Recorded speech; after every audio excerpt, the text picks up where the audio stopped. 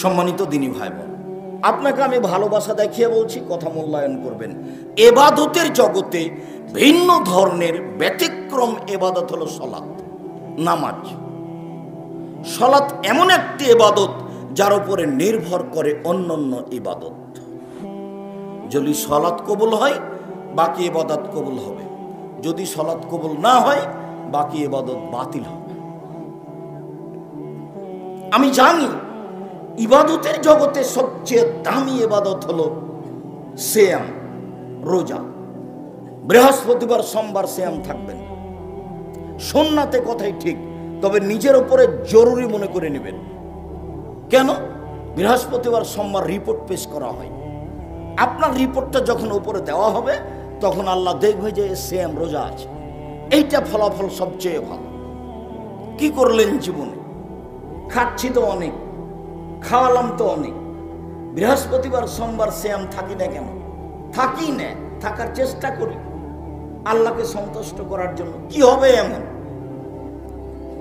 রোজা ইবাদতের জগতে সবচেয়ে ভালো ইবাদত, যার বিনিময় 2-4 নেকি নয়, যার বিনিময় 10-5 নেকি নয়, যার বিনিময়ে আল্লাহ কাউকে লিখতে বলেন না। সিয়ামের বিনিময় কে দেন? আল্লাহ দেন। 2 রাকাত সালাত আদায় করলে আল্লাহ ফেরেশতাকে কি বলবেন? নেকি লিখে দাও। কোরআন মাজিদ পড়লে আল্লাহ ফেরেশতাকে বলবেন নেকি লিখে দাও। কেউ যদি সুবহানাল্লাহ বলে আল্লাহ ফেরেশতাকে বলবেন নেকি লিখে দাও। কেউ যদি 10 টাকা দান করে আল্লাহ বলবেন নেকি লিখে দাও। আর কে যদি সিয়াম থাকে, রোজা থাকে, তাহলে আল্লাহ কি বলবেন? আমি সেটা নিজে দিব।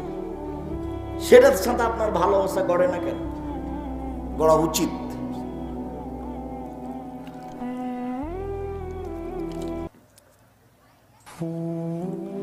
ইবাদতের জগতে সবচেয়ে দামি ইবাদত সিয়াম, যার বিনিময়ে আল্লাহ দিবেন। কিন্তু আমি সালাত আদায় করলাম না, তখন আর এ বিনিময় পাওয়া যাবে না, ওই বিনিময় বাতিল হয়ে যাবে। ইবাদতের জগতে সবচেয়ে শক্তিশালী, ক্ষমতাধর, পাওয়ারফুল ইবাদত হলো দান। আপনার মা মারা গেছে, সালাত আদায় করে আপনার মায়ের কোনো উপকার করতে পারবেন না। সিয়াম পালন করে আপনার মায়ের কোনো উপকার করতে পারবেন না। হজ করে আপনার মায়ের কোনো উপকার করতে পারবেন না। কোরআন মাজিদ পড়ে আপনার মায়ের কোনো উপকার করতে পারবেন না। সুবহানাল্লাহ, আলহামদুলিল্লাহ বলে আপনার মায়ের কোনো উপকার করতে পারবেন না। আপনি যখন সঠিক আকীদার কোনো প্রতিষ্ঠানে অসহায় কোনো মানুষকে 5টা 10টা 2000 5000 টাকা দিয়ে দিবেন আপনার মায়ের নামে, তখন কবরের শাস্তি বন্ধ হয়ে যাবে আপনার মায়ের। এই কথা আমি বলিনি, এই কথা মুহাম্মদ সাল্লাল্লাহু আলাইহি ওয়াসাল্লাম বলেছেন। পৃথিবীতে সবচেয়ে শক্তিশালী, ব্যতিক্রম, ভিন্ন ধরনের পাওয়ারফুল ইবাদত হলো দান। আপনি দান করলেন অনেক, কিন্তু আপনি নামাজ পড়েন না, সালাত আদায় করেন না, তখন আল্লাহ এটা কেটে দিবেন। তাহলে ইবাদতের জগতে সবচেয়ে ভিন্ন ব্যতিক্রম ইবাদত হলো সালাত, যার উপরে নির্ভর করে অন্যান্য ইবাদত। দেখুন,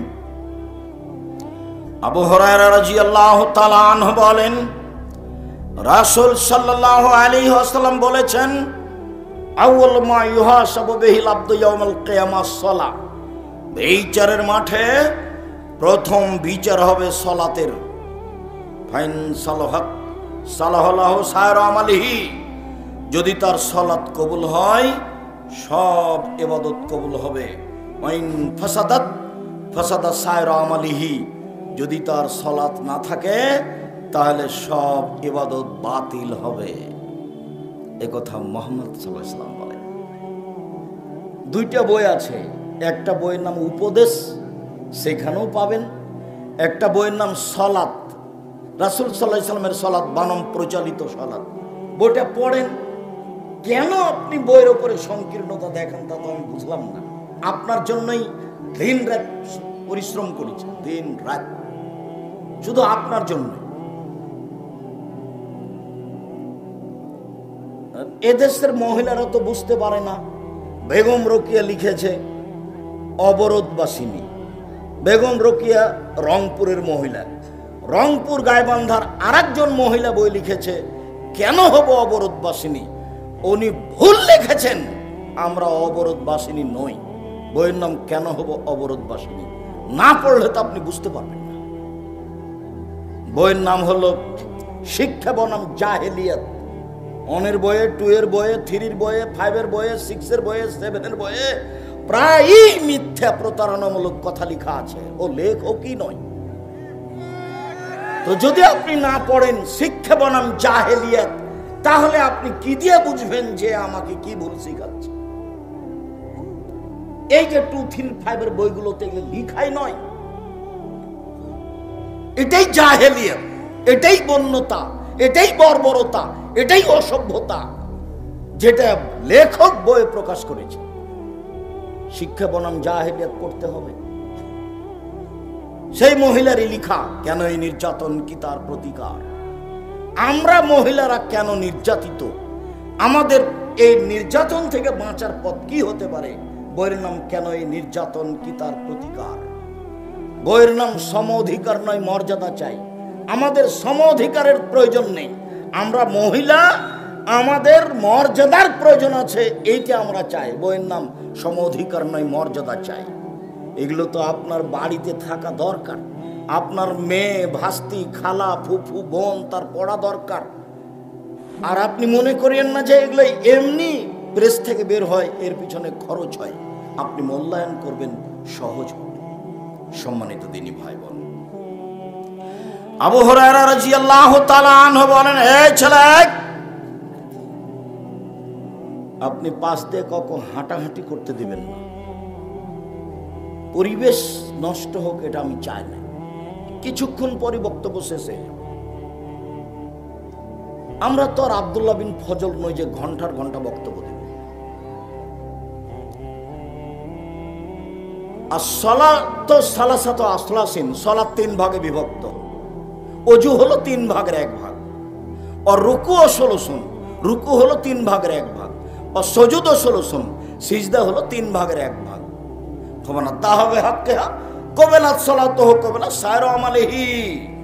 কেউ যদি সালাত ঠিক ঠিক আদায় করে, তার সালাত কবুল করা হবে, সব ইবাদত কবুল করা হবে।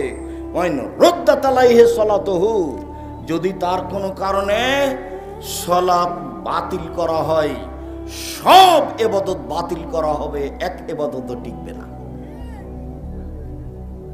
ওকে ঠিক মতো আদায় করতে হবে, ঠিক সময়ে, নইলে সব ইবাদত বাতিল হবে। এ কথা আমি বলিনি, এ কথা মুহাম্মদ সাল্লাল্লাহু আলাইহি সাল্লাম বলেন। ওযু, রুকু, সিজদা ধরে নিলাম যে 300 নেকি আমি পাবো, কথার কথা। তো রুকু ভুল হয়েছে, 100 গেল। সিজদা ভুল হয়েছে, 200 গেল। ওযু ভুল হয়েছে, 300 গেল। মানে সালাত আদায় করলাম কিন্তু 1 নেকিও হবে না। বুঝা গেল না কথা? 3 ভাগে বিভক্ত। আর 3টা অংশ, ওযু, রুকু, সিজদা। খালি মারলাম সিজদা, গেলাম আর উঠে গেলাম, গেলাম আর উঠে গেলাম, তখন আর সিজদা হলো না, রুকু হলো।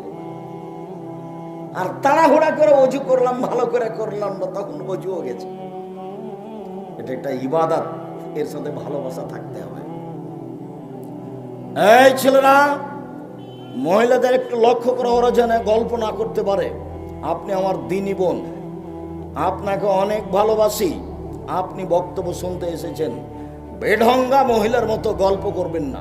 ঢং ঢং করে এসেছেন, ঢং ঢং করে চলে গেলেন, তো কি হলো? আসলেন গল্প করতে করতে বেঢঙ্গার মতো, আবার বেঢঙ্গার মতো চলে গেলেন। আমি জানি যে আপনার স্বামীর কারণে আপনার এই স্বভাব খারাপ হয়েছে। আমি বুঝি যে তোমার বাপের কারণে তোমার এই স্বভাব খারাপ হয়েছে, এটা আমি খুব ভালোভাবে বুঝি। কেন? আমি বলিনি, এই কথা আল্লাহর নবী বলেছেন। আর আপনার ছেলে মেয়ে খারাপ হয়েছে আপনার স্ত্রীর কারণে। জাবের রাদিয়াল্লাহু তাআলা আনহু বলছেন যে আমরা রাসূলের সাথে এক যুদ্ধে ছিলাম।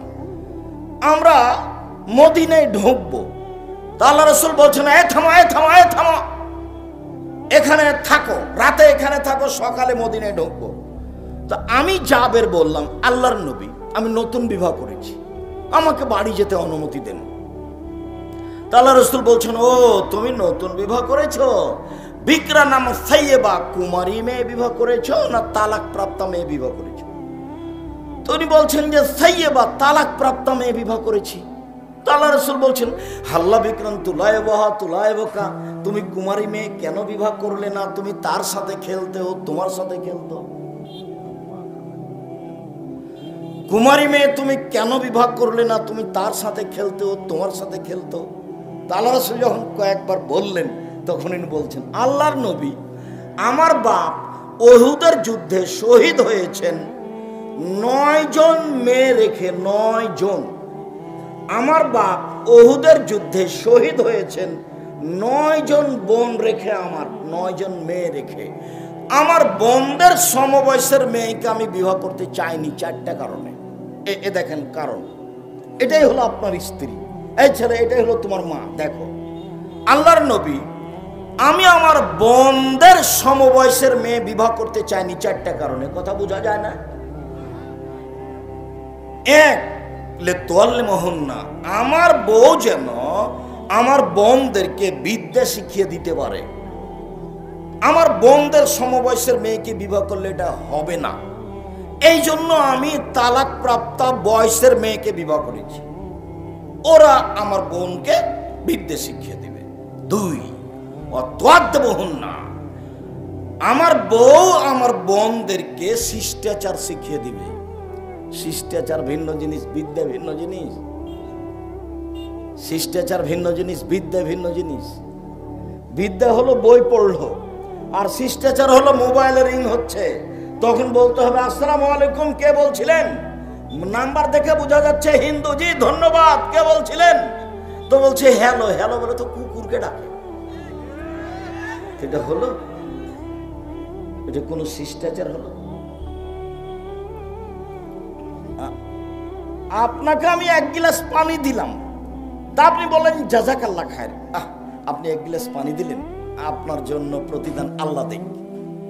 তা আপনি প্রতিদানটা আল্লাহর কাছে চাপিয়ে দিলেন। তা আমি লন্ডনে বিপদে পড়েছি, তো এই প্রতিদান আল্লাহ আমাকে কোথায় দিবেন? লন্ডনে। আর আপনি আমাকে 1 গ্লাস পানি দিলেন, তখন আমি বললাম থ্যাংক ইউ, ধন্যবাদ। বলেন তো এটাতে কি হলো? কিছু হলো? কিছুই হয়নি। যদি বলেন যে 0 হয়েছে, সেটাও ভুল, কিছুই হয়নি। আমার স্ত্রী আমার বোনদেরকে শিষ্টাচার শিখিয়ে দিবে। 2, 3, তুরাজ্জালহুন্না, আমার স্ত্রী আমার বোনদের মাথার চুল চিরুনি করে দিবে। মা ছেলে মেয়েকে পরিপাটি করে সাজগোজ করে রাখবে, ঠিকভাবে গোসল দিবে, কাপড় চোপড় পরিষ্কার করে রাখবে। আমার বউ আমার বোনদের মাথার চুল চিরুনি করে দিবে। 4, তাকুমা আলাইহিন্না, আমার বউ আমার বোনদের উপরে পাহারা দিবে। আমার বউ আমার বোনদের জন্য পাহারাদার। এবার বলো, তোমার মা তোমাদের জন্য কি? পাহারাদার। তো তোমার বোন এখন ক্লাস 10-এ পড়ে, এখন মাথায় কাপড় না দিয়ে এখানে বসে আছে, বলো তো তোমার মা পাহারাদার নাকি? মিথ্যা কথা, তোমার মা পাহারাদার নয়। তোমার মা মা নয়, এ খালা, এ সৎ মা। এ নিজেই জানে না মা কাকে বলে। বাপে বিবাহ দিয়েছে, স্বামীর কাছে গেছে, তাই বাচ্চা হয়ে গেছে। ওর নিজের জানা নাই মা কাকে বলে। এই ছেলে, হাদিস বুখারী মুসলিমের, তুমি বিবেচনা করো। আমি নিজের ভাষা বলিনি, আমি নিজের কথা বলিনি। আমার স্ত্রী আমার বোনদেরকে 4টে জিনিস শিখাবে। 1, বিদ্যা। তোমার মায়ের তো একটা দোয়া মুখস্থ নেই। তোমার মাকে গিয়ে আজকে জিজ্ঞাসা করো, তোমার মা কোনোদিন দরজাটা বিসমিল্লাহ বলে বন্ধ করে কিনা? আল্লাহ রাসূল বলছেন, গাল্লে কোলা আবু ওয়াজকুরুল্লাহ, দরজা বন্ধ করো, বিসমিল্লাহ বলো। ফাইনা শায়তান লা ইয়াফতাহু বাবান মুগলাকান, বন্ধ দরজা শয়তান খুলতে পারে না। যখন কোনো দরজা বিসমিল্লাহ বলে বন্ধ করা হবে, তখন ওই শয়তান দরজা খুলতে পারবে না। আল্লাহ নবী বলছেন বুখারী মুসলিম, তোমার মা দরজাটা বন্ধ করা জানে না, তো কি বিদ্যা শিখাবে? শিষ্টাচার কি শিখাবে? কাকে শিষ্টাচার বলে? শিষ্টাচার কি জিনিস? বলে শিষ্টাচার ভর্তা খেতে হয়। তোমার মার কাছে শিষ্টাচার হলো ভর্তা খাওয়া লাগে। তোমার মা কি শিষ্টাচার বুঝে? কি বুঝে? কি বুঝাতে চাচ্ছ আমাকে? আমি জেনে শুনে মাঠে নেমেছি। জাতির যদি রাস্তাঘাট করে দিতে না পারি, জাতির যদি স্কুল কলেজ করে দিতে না পারি, জাতিকে চূড়ান্ত সঠিক ধর্ম দিতে পারবো ইনশাআল্লাহ। ধর্মের ব্যাপারে জাতিকে ফাঁকি দিয়ে আমি আব্দুর রাজ্জাক বিন ইউসুফ পরকাল হারাতে রাজি নই। মানুষ ভুলের ঊর্ধ্বে নয়, এ কথাই ঠিক।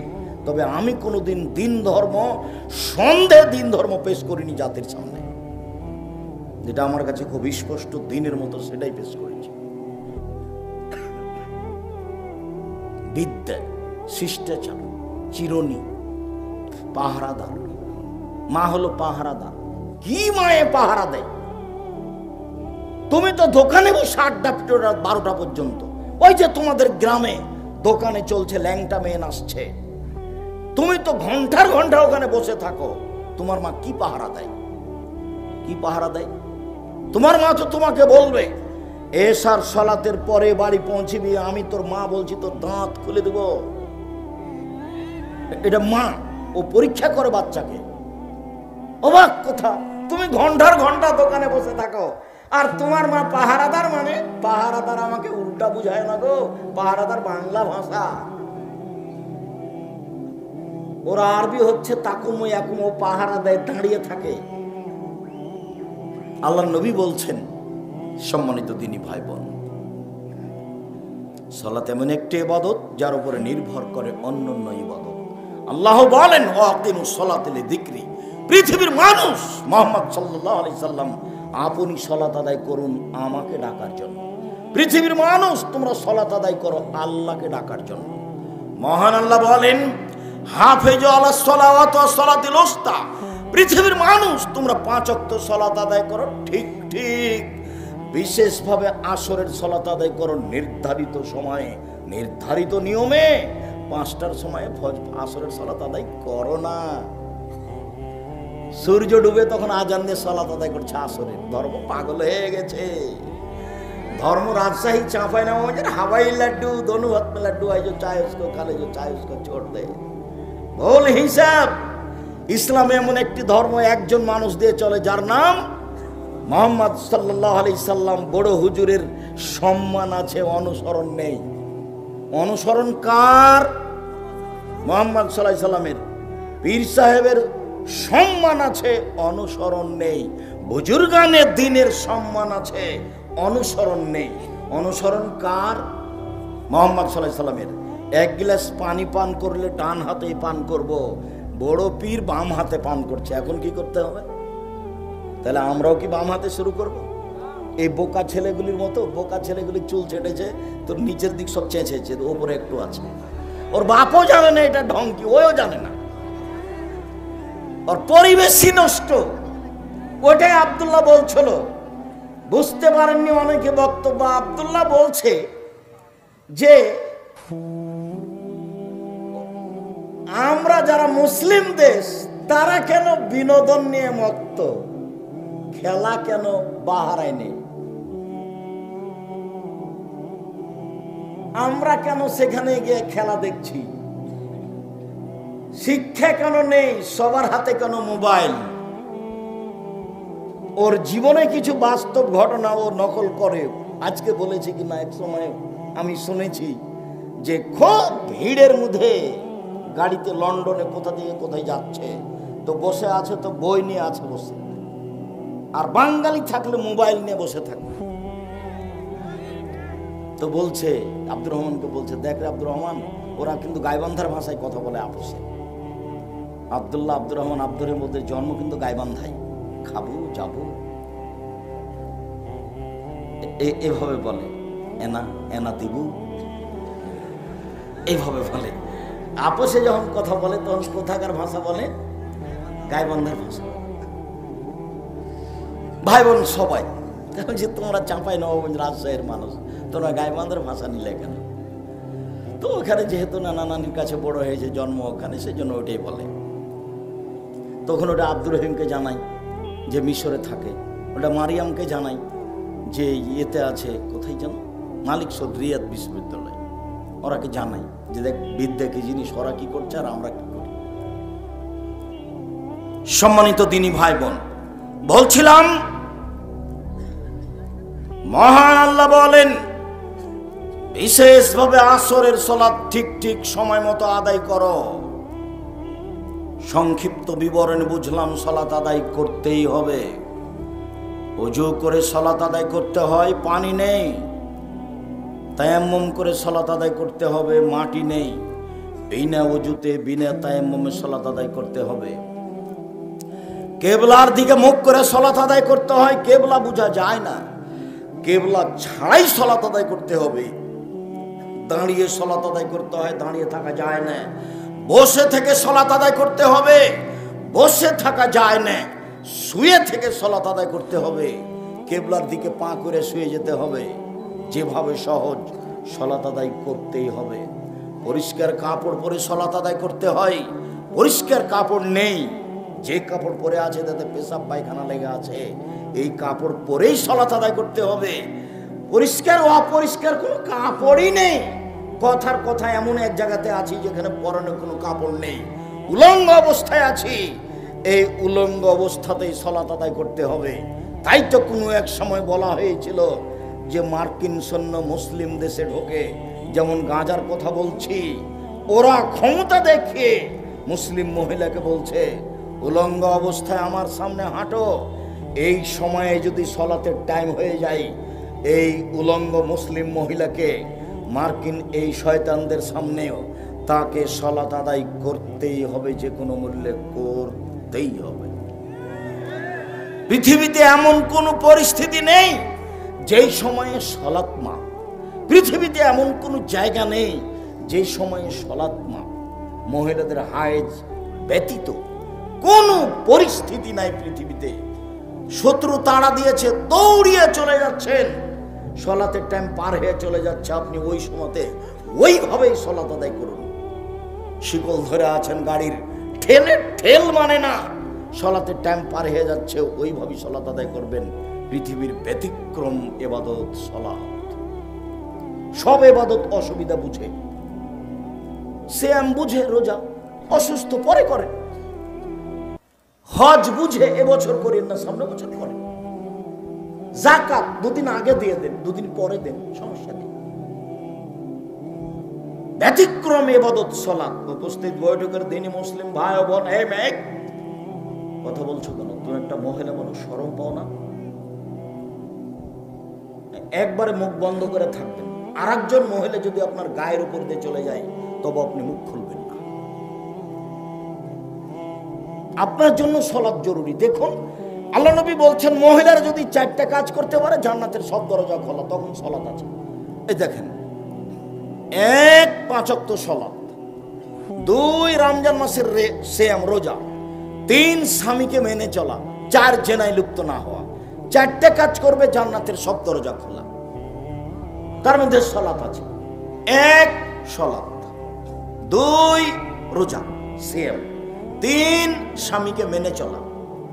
তিতা লাগলেও মানতে হবে, মিঠা লাগলেও মানতে হবে। এইভাবে মাস মাস সপ্তাহ সপ্তাহ কথা বন্ধ করে থাকা যাবে না। দুনিয়া অনেক বড়, আপনি খোলা তালাক নিয়ে চলে যান, কোনো সমস্যা নেই।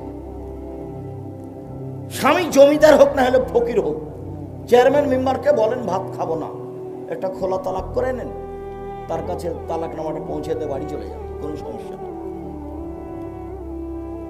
আপনার এই অধিকার আল্লাহ রাসূল দিয়ে রেখেছে, কিন্তু অধীনে থাকবেন। আর খাওয়ার সময়তে বলবেন মেয়েকে তোর বাপকে ভাত দিয়ে, বৌমাকে বলবেন তোমার শ্বশুরকে পানি দিয়ে আসো। কোন সময় যদি জানো 1 গ্লাস পানি নিয়ে, তো থেক্কস করে রেখে চলে যাবে। আব্দুর রাজ্জাক সাহেব, আমাদেরকে অত তুচ্ছ করে বলিয়েন না, আমার স্বামীরও মুখ খারাপ, আমি এটা বুঝলাম। আল্লাহ নবী বলছেন, সবচেয়ে ভালো মানুষ সেই যে স্ত্রীর কাছে ভালো, সবচেয়ে বদ কমিনা সেই যে স্ত্রীর কাছে খারাপ। কখনো স্ত্রীকে কটু কথা বলবেন না। রাসূল সাল্লাল্লাহু আলাইহি ওয়াসাল্লাম বলছেন, স্বামীর জন্য 5টা জিনিস লাগে। 1, তার মানে ও স্বামী। 1, যে মানের নিজে খায় সে মানের বউকে খাওয়ায়। 2, যে মানের নিজে কাপড় পরে সে মানের বউকে পরায়। 3, বউকে কটু কথা বলে না। বউকে কটু কথা বলতে হবে না। বলতে হবে না তোমার ঠোঁটটা মোটা, বলতে হবে না তোমার রংটা কালো। একবার যদি ঠোঁট মোটা বলেন 10 বছর ভালোবাসবে না। এমনি তো কম বুদ্ধির মানুষ, সব সময় প্রশংসা করেন, সারা রাত পা টিপে দিবে। প্রশংসা প্রিয় মানুষ। আল্লাহ রাসূল বলছেন কটু কথা বলবেন না, দাঁতটা উঁচাই কথা বলবেন না। বলবেন তোমার মতো কোনো মেয়ে দেখি না, তুমি সবচেয়ে আমার কাছে ভালো, তোমার চাল চলনে আমি খুবই খুশি। কটু কথা বলবেন, মুখের উপরে মারবেন না, নিজের বাড়ি ছাড়া কোথাও যেতে দিবেন না। ফুফুর বাড়ি যেতে পারে না, খালার বাড়ি যেতে পারে না, মায়ের বাড়ি যেতে পারে না, এখানে সেখানে যেতে পারে না, হাট বাজারে যেতে পারে না। কাপুরুষের স্ত্রী যেতে পারে। আমরা তো জীবনও হাট বাজারে যাই না, তা আমরা তো বেঁচে আছি। কই, আমাদের তো চলে। আমার ছাত্র জীবন থেকে নিয়ে এখন পর্যন্ত আমি কোনোদিন চায়ের স্টলে বসিনি। প্রতিষ্ঠানের ভিতরে, জামিয়া সালেফের ডাঙ্গিপাড়ার ভিতরে আছে, প্রতিষ্ঠানের ভিতরে আছে চায়ের স্টল দোকান। ওখানে গেলে ও তাড়াহুড়া করে বলে, হুজুর আসেন, একটু বসেন বসেন বসেন। ও তো মনে করছে যে আমাদের বস এসছে, তাহলে একটু বসতে বলি, কি দেবো বলেন। না, তুমি ফাঁকি দিও না, ভালো করে জিনিস বানাই। ছেলেরা যদি অভিযোগ দেয় তাহলে কিন্তু তুমি থাকতে পাবে না। ছেলেদের অভিযোগই গ্রহণ হবে। তুমি আবার ভুল বুঝিও না আমাকে। আমাকে বলিও না আব্দুর রাজ্জাক সাহেব আমাকে বিদায় করে দিয়েছে, এটা আমাকে বলিও না। পরে ছেলেরা ভালো বললে তুমি ভালো, ছেলেরা খারাপ বললে তুমি খারাপ। তবে একজন বললেই সেটা গ্রহণ করবো তা নয়। তো কই, চায়ের স্টলে না বসে তো আমরা বেঁচে আছি তো দুনিয়াতে কোন রকম করে তো আছি। কেন আপনি আড্ডা পিটবেন? আপনাকে আমি বলেছি 4টে নসিহত থাকবে মনে, 4টে। 1, 5 ওয়াক্ত সালাত, 2 হালাল রুজি, 3 কোরআন তেলাওয়াত, 4 দুইজন যেখানে বসে আছে সেখানে বসবেন না। আব্দুর রাজ্জাক সাহেব প্রয়োজনে বসেন, 2 জন বসে আছে, আপনি বসলে তো আড্ডা পিটা হলো। এই ছেলে, তোমরা যারা পাহারা দিছো দেখতে পাও না গাড়িটা এখানে মোটরসাইকেলটা স্টার্ট দিল, এটা দেয় কি করে? তুমি কি দেখাচ্ছ আমাকে? মোটরসাইকেল ঠেলে বাইরে নিয়ে যাবে, তারপরে স্টার্ট দিবে। তুমি এত স্বাভাবিক মনে করলে? তোমরা পাহারা দাও, এখান থেকে শেষ পর্যন্ত পাহারা দাও। অযোগ্যতার পরিচয় দিও না, এরপরে আমাকে দাওয়াত দিও না। যাকে দিয়ে তোমার চলে তাকে দিয়ে দাওয়াত দাও। আমি তোমার কাছের মানুষ, এ কথাই ঠিক, তবে আমার গতি অনুযায়ী তোমাকে কাজ করতে হবে। আমি কোনোদিন মানুষকে পাপের কাজ করতে বলিনি, বলবো না। আমি বলবো না যে এক মুঠা সিগারেট নিয়ে আসে, একটা সিগারেটের প্যাকেট নিয়ে আসে, এটা আমি বলবো না। আমি বলবো নবী বলেছেন জনগণকে বসতে বলো, আমি বসতে বলছি। আল্লাহ রাসূল দাঁড়িয়ে থাকা অবস্থায় কথা বলতেন না, বসতে বলতেন, আমি তাই বলছি। একটা মানুষ এসে বলছে মাথা সাত, কিয়ামত কবে হবে? তা আল্লাহ রাসূল কিছু বললেন না, নিজের কথা বলছেন। বলতে বলতে যখন কথা শেষ হয়ে গেল, আমরা সাহাবী মনে করলাম ওর উপরে রাগ করেছে, কই তথ্য তো তিনি দিলেন না, ওর উপরে রাগ করেছে। তা আল্লাহ রাসূল কথা যখন শেষ করলেন 5-7 মিনিট 10 মিনিট পরে, তখন বলছে কে জিজ্ঞাসাকারী? কিয়ামত সম্পর্কে কে জিজ্ঞাসা করলো? জি আমি। ও, তুমি কিয়ামত সম্পর্কে জিজ্ঞাসা করলে? এটা দইয়াতিল আমানাত ফান্দাদের ইসাত, যেদিন 10-এর পয়সা ধ্বংস হবে সেদিন কিয়ামত হবে। তখনও তো পল্লীর বেদুইন অশিক্ষিত মানুষ, ও বলছে কাইফা ইয়াতুহা, 10-এর পয়সা কিভাবে ধ্বংস হয় এটা যে বুঝতে পারলাম না। তখন আল্লাহ রাসূল বলছেন এই যা উচ্ছেদাল আমরে ইলা গায়রি আহলিহি ফান্দাদের ইসাত, যখন দায়িত্ব অযোগ্য মানুষের হাতে দেওয়া হবে, হেড মাওলানা অযোগ্য, হেডমাস্টার অযোগ্য, প্রিন্সিপাল অযোগ্য, চেয়ারম্যান অযোগ্য, মেম্বার অযোগ্য, এমপি অযোগ্য, মন্ত্রী অযোগ্য, ডিসি অযোগ্য, এডিসি অযোগ্য, জেল সুপার অযোগ্য, মসজিদের সভাপতি অযোগ্য, মাইরা খায়। সেদিন কিয়ামত এমনিতেই হবে। আমি যে কারণে বুখারী মুসলিমের হাদিস পেশ করলাম সেটা বুঝতে পারেননি। আল্লাহ রাসূল যে কথা বলছিলেন সাহাবীদের সামনে, একটা লোক এসে বলল যে কিয়ামত কবে হবে, আল্লাহ রাসূল তাৎক্ষণিক তার উত্তর দিলেন না। তার মানে কথার যেন পরিবেশ নষ্ট না হয়। এবার তুমি বলো এখানে স্টেট দেওয়াটা ঠিক না বেঠিক? তোমার বক্তাও বুঝে না, শ্রোতাও বুঝে না। বইটা লিখেছিলাম বক্তা শ্রোতার পরিচয় আপনার জন্য। তা আমি লেখলাম, আপনি পড়লেন না, তা আমি তো আর কিছু করতে পারবো না। আমি জাতির সামনে বক্তব্য দিচ্ছি 90 সাল থেকে, মিডিয়া আছে সামনে, কিন্তু আপনি গ্রহণ করলেন না, তখন তার আমি কিছু আপনার উপকার করতে পারলাম। আমি তো আপনার উপকার চাচ্ছিলাম, আমি তো চেষ্টা চালাচ্ছি। যে কোনো মূল্যেই সালাত আদায় করতে হবে। তাই তো আল্লাহ রাসূল বলছেন, মারু আওলাদাকুম বিসসালাতুহুম আবনা সিনিনা, তোমরা তোমাদের ছেলে মেয়েকে সালাত আদায় করতে বললো 7 বছর বয়সে, পিটিয়ে সালাত আদায় করাও। উপার্জন করে খাওয়ায় মূলত তার নাম বাপ নয়। তাদের উপরে পাহারা দেয় বাপ মা, তার নাম বাপ মা। রাজুল সাইয়্যিদ ফি আহলি বাইত, বাপ হলো বাড়ির কর্তা। অল মারাতু সাইয়্যিদা, মা হলো বাড়ির কর্ত্রী। নিজের কাজ করে যে তাকে বলে কর্মী, অপরের কাজ দেখে যে তাকে বলে কর্তা।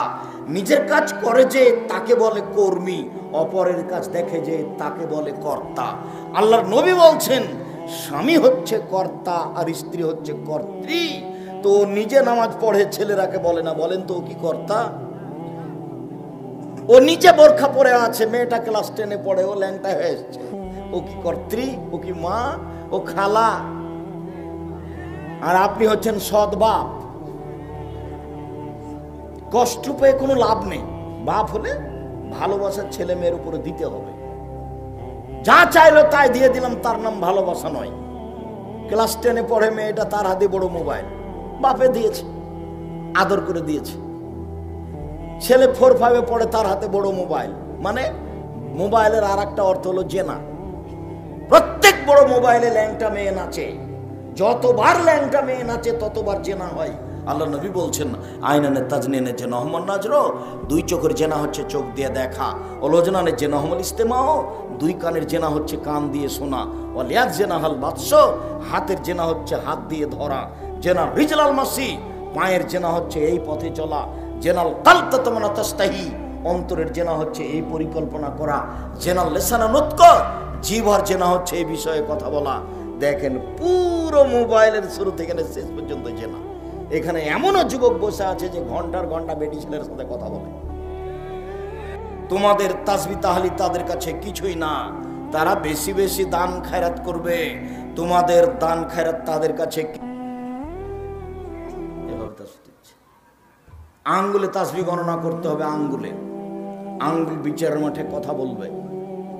কয়েকটা জিনিস আপনার পক্ষে বিচারের মাঠে কথা বলবে। 1 আঙ্গুল। যদি আঙ্গুলে তাসবিহ গণনা করেন, আব্দুর রাজ্জাক সাহেব থামেন থামেন থামেন, আমি বিরুদ্ধমান নামসার বয়স 70 বছর, আমি আঙ্গুলে গুনলে একবারও ঠিক হয় না। কখন যে 30 কাটা যায়, 20কে বলি 30। আপনার মরা পর্যন্ত যদি একদিনও ঠিক না হয়, একবারও ঠিক না হয়, তবু নাকি পাবেন। সব প্রতিবারই ভুল হোক, তবু নাকি হবে। কেন? এটাই নবীর সুন্নাত। বুঝা গেল না? আঙ্গুল কথা বলবে। 2 টাকা বৈধ হলে হজ করেছেন, কালো পথর কথা বলবে। 3 সিয়াম রোজা কথা বলবে। 4 কোরআন তেলাওয়াত আপনার পক্ষে কথা বলবে।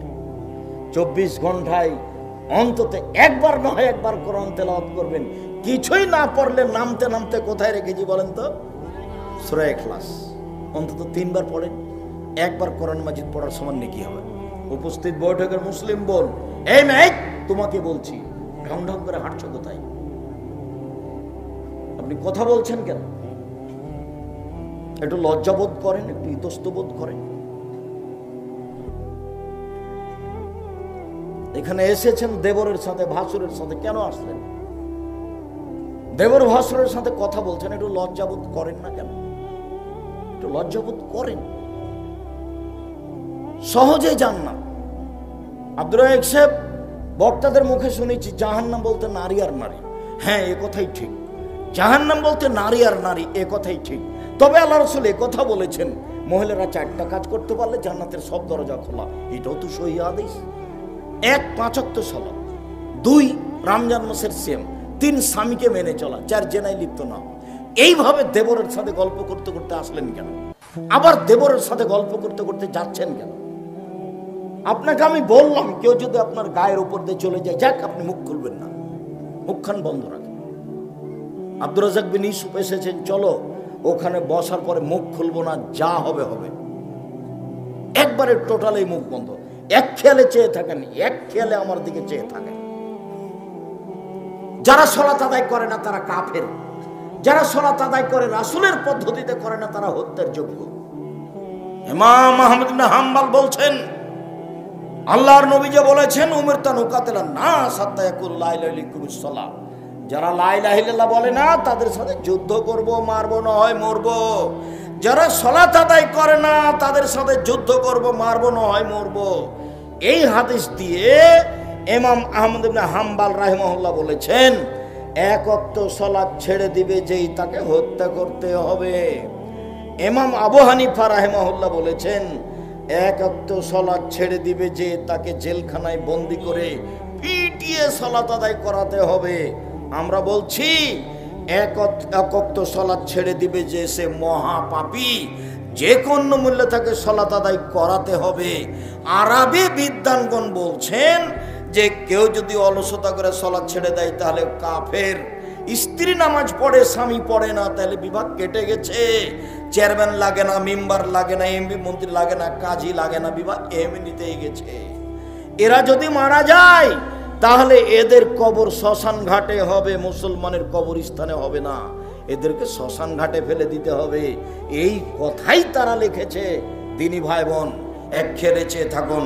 সংক্ষিপ্ত আলোচনায় চলে আসলাম, কিভাবে সালাত আদায় করতে হবে আমার দিকে দেখুন, এক খেলে চেয়ে থাকবেন। সুন্দর করে ওযু করবেন।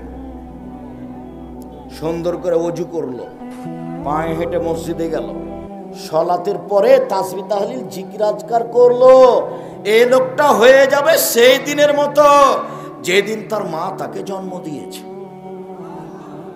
সুন্দর করে ওযু করলো, পায়ে হেঁটে মসজিদে গেল, সালাত আদায় করে বসে তাসবিহ তাহলিল জিকির আজকার করলো। এই লোকটা হয়ে গেল সেই দিনের মতো যেদিন তার মা তাকে জন্ম দিয়েছে। নিষ্পাপ হয়ে গেল। এই কথা আমি বলিনি, এই কথা মুহাম্মদ সাল্লাল্লাহু আলাইহি সাল্লাম বলেছেন। সম্মানিত দিনী ভাই বোন, সুন্দর করে ওযু করবেন, ফাঁকি দাও ওযু করবেন না। এরপরে ওযুর শুরুতে বিসমিল্লাহ, শেষে ওযুর দোয়া। ওযুর দোয়া যদি বলেন আশহাদু আল্লা ইলাহা ইল্লাল্লাহু ওয়াহদাহু লা শারীকা লাহু ওয়া আশহাদু আন্না মুহাম্মাদান আবদুহু ওয়া রাসূলুহু, তাহলে জান্নাতের সবটি দরজা খুলে গেছে। আর যদি বলেন আল্লাহুম্মা জালনি মিনাত তাওয়াবিন ওয়া জালনি মিনাল মুতাতাহহিরিন, নেকি হবে। কি নেকি হবে তা আল্লাহর নবী বলেননি। পেশাব পায়খানা করার সময় দোয়া পড়বেন, পানি খরচ করে পবিত্রতা অর্জন করবেন। আগে ঢেল টিস্যু পেপার, তারপরে পানি, এটা মিথ্যা কথা। 40 কদম হাঁটা নোংরামি, খক খক করে খাসা বেহায়াই। পানি দিয়ে পবিত্রতা অর্জন করেন, আগে পিছে কিছুই লাগবে না। তারপরে যদি মনে করেন আব্দুর রাজ্জাক সাহেব পানি দিয়ে পবিত্রতা অর্জন করলাম, মনে হচ্ছে কিছুক্ষণ পরে পেশাব আসলো, আসুক, আপনি ওযু করার সময় একটু শেষে পানি নিয়ে লজ্জা স্থান সামনাসামনি কাপড়ের উপর একটু পানি ছিটিয়ে দিবেন, বাস শেষ। এটা আল্লাহ রাসূলের পদ্ধতি। আর যারা ভাবছে যে পেশাব বের আসবে, ও 40 ঘন্টা পরে যদি কুলুপ ফেলে, ঢেল ফেলে, তবু পেশাব আসবে, ওর এটা রোগ হয়ে গেছে।